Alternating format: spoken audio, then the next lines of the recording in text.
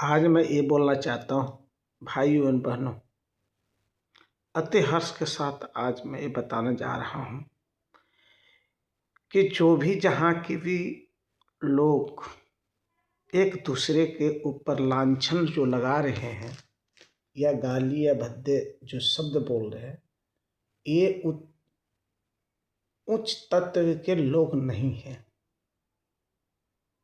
आपसे ये भी कहना चाह रहा हूँ, जितने भी मंत्रीगण या कुछ भी हो या जो भी किसी को गाला गलौज कर रहा है, किसी भी राज्य या किसी प्रदेश या किसी देश का बारे में,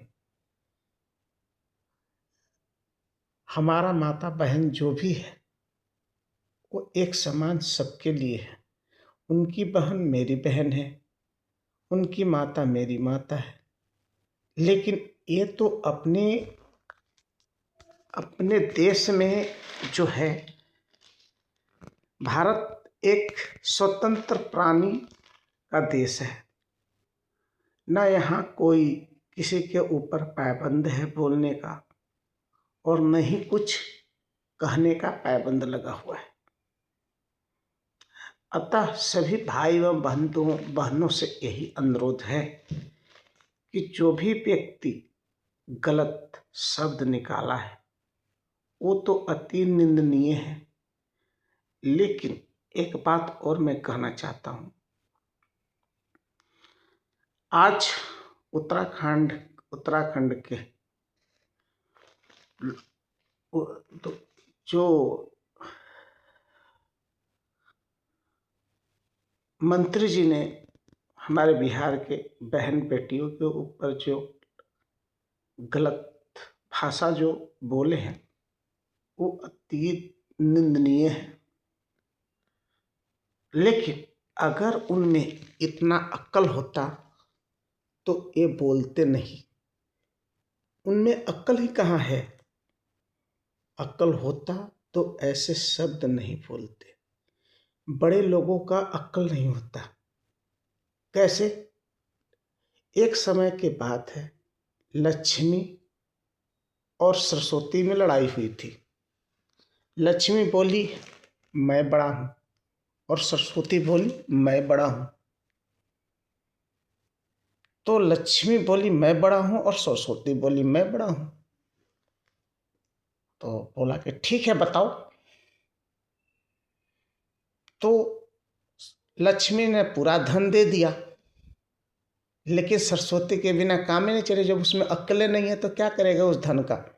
उसी तरह ये मंत्री जो होते हैं ना, उनके पास जरूर धन संपत्ति हो जाती है, लेकिन उनके पास अक्ल और बुद्धि नाम का कोई चीज नहीं होता है। इसलिए किसी की या किसी के राज्य की या किसी देश की या कहीं के भी लोगों के माँ बहन की कोई इज्जत नहीं जानते। जब दूसरे राज्य के माँ बहन की इज्जत नहीं जानते हैं करना, तो अपने घर के माँ बहन को क्या इज्जत समझेंगे? तो इसलिए मैंने कहना चाह रहा हूँ, बड़े होने से नहीं होता है। कहावत यही है, बड़े हुआ तो क्या हुआ, जैसे पेड़ खजूर और पंथी को छाया नहीं तो फल लगे अति दूर। इसके कहावत ही है कि बड़ा होने से कोई आदमी बड़ा नहीं हो जाता है। जैसे उसने मंत्री है या कुछ भी है, जब उसमें अक्ल नहीं तो मंत्री होने से कौन काम का चीज है?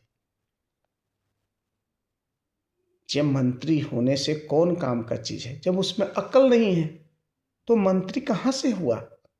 एक तो प्रकार के गुंडा हुआ, मवाली हुआ, चोर हुआ, बदमाश हुआ, डाका हुआ, दारूबाज है।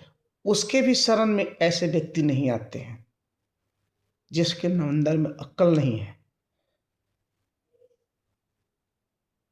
मैं यही कहना चाहता हूं कि जिस आदमी की अक्ल नहीं है वो जिंदगी में जीने का कोई अधिकार नहीं होता है।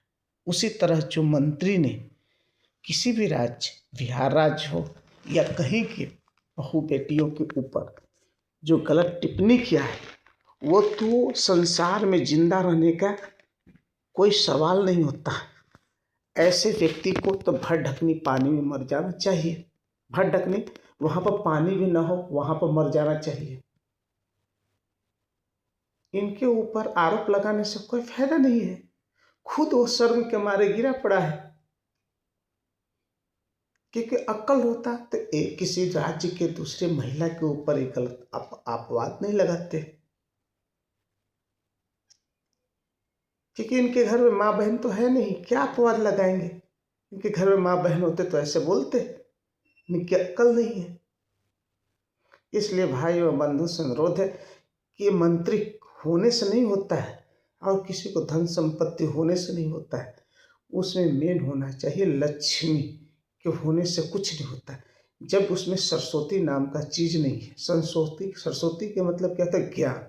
जब उसके अंदर में ज्ञान ही नहीं है तो लक्ष्मी होने से और मंत्री होने से कौन फायदा है?